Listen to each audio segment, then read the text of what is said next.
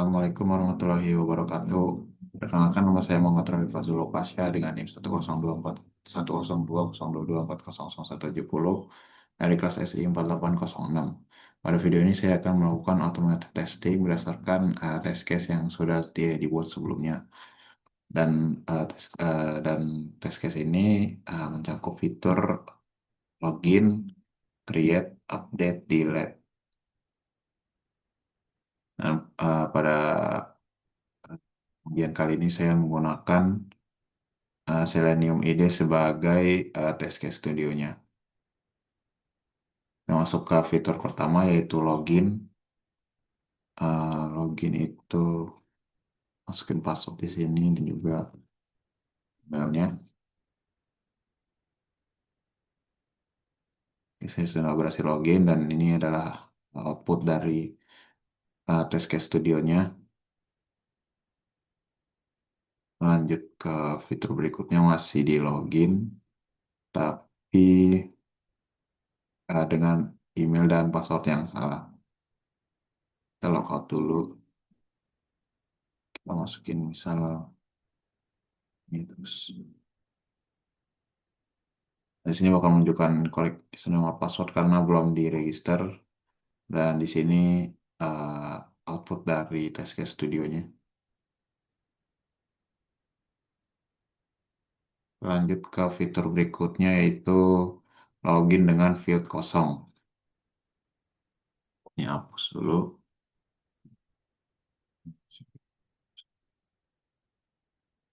Ini langsung submit aja. Masih incorrect username or password karena masih kosong. Dan ini output dari test case studionya.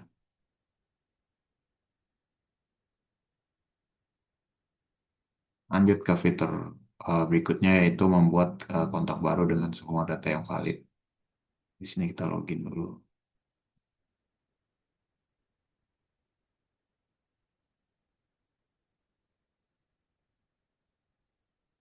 Ini add new contact.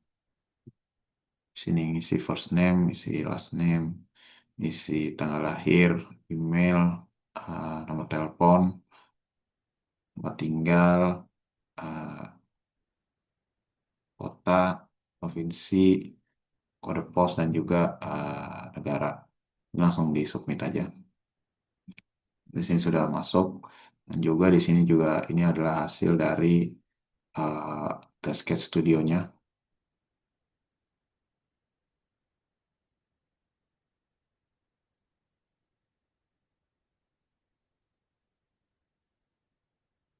Kita masuk ke fitur berikutnya yaitu membuat kontak hanya dengan field wajib yaitu first name dan last name.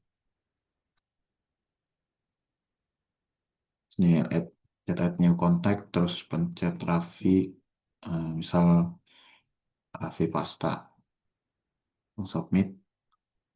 Nah di sini berhasil karena first name sama last name itu yang wajib.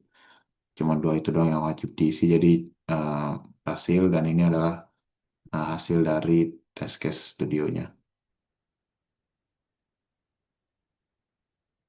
Lanjut ke fitur berikutnya yaitu submit form kosong tanpa mengisi field apapun. Jadi langsung aja masuk ke sini, terus add a new contact, kita langsung submit aja. Nah, di sini menampilkan message error kalau first name sama last name itu harus diisi.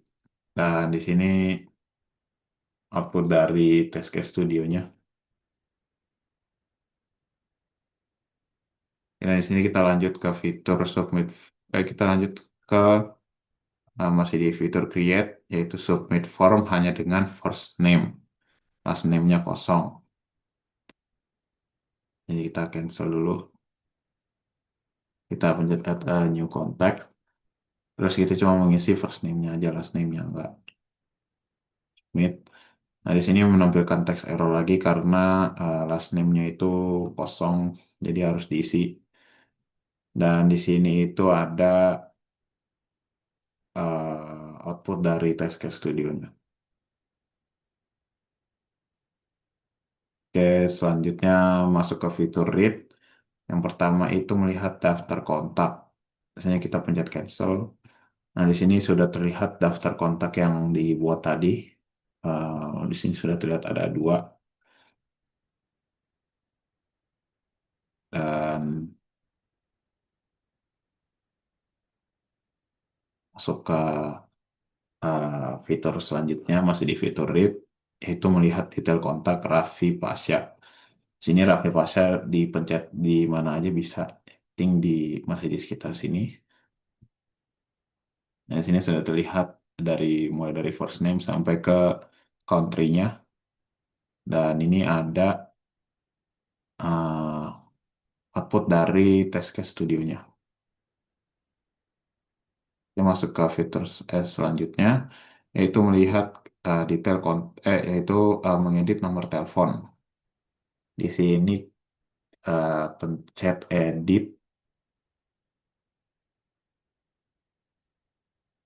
terus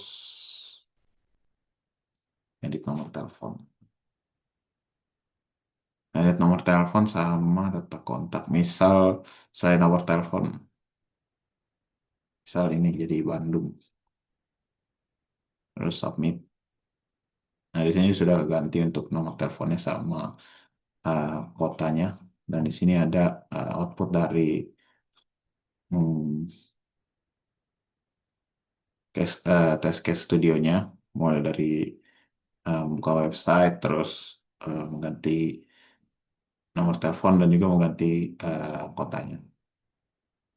Oke, uh, lanjut ke fitur menghapus field first name saat edit. Jadi pas edit itu kita cuma menghapus first name-nya aja. Di sini kita hapus Raffi-nya, kita submit. Nah, di sini akan menampilkan error. Di sini teksnya validation failed, first name is required. Karena yang wajib itu first name sama last name. Jadi nggak bisa. Dan di sini ada output dari test case studionya.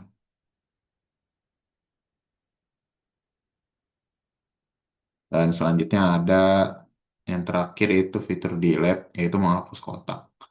Sini langsung aja balik. Terus return to contact list. Nah, di sini uh, pilih mana kontak yang mau dihapus. Misal yang Raffi Pasha, dipencet terus delete kontak. Ya, dan di sini terlihat kalau kontak Raffi Pasha itu sudah dihapus. Dan di sini adalah output dari test case studionya. Oke, mungkin tadi itu termasuk ke dalam functional testing. Selanjutnya saya akan menjelaskan tentang non-functional testing dari web yang saya pilih. Yang pertama itu non-functional testing dari web ini adalah dia memiliki tombol-tombol yang mudah mudah dilihat oleh usernya sehingga usernya itu jadi gampang untuk menggunakannya gitu. Contohnya misal tombol logout di sini, terus juga cancel dan submit di sini, terus juga field-fieldnya juga jelas apa aja yang mau diisi gitu. Misal first name, last name, kayak negara atau kota dan lain-lainnya juga. Terus juga kalau misalnya ada error, itu juga dia ngasih taunya gampang ada teks merah di atasnya sini harus diisi gitu first name sama last name-nya. Dan yang kedua itu untuk non-functional testingnya itu dia untuk reload lumayan cepat. Di sini langsung reload aja.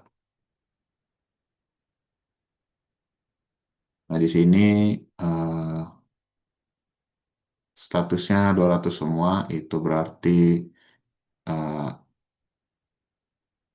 maksudnya semua request itu berhasil dengan status 200 tanpa error. Terus di sini ada 8 request. eh, 8 request ini itu nggak terlalu banyak hitungannya. Jadi masih enteng untuk nge-reload. Terus juga ada 36 KB transfer, yang dimana 36 KB ini masih juga belum terlalu gede gitu. Jadi reloadnya masih enteng. Terus juga rata-rata time-nya itu antara 200, antara 250 sampai 300 sampai sampai 400. Ya,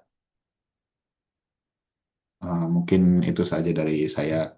Kurang lebihnya mohon maaf. Wassalamualaikum warahmatullahi wabarakatuh.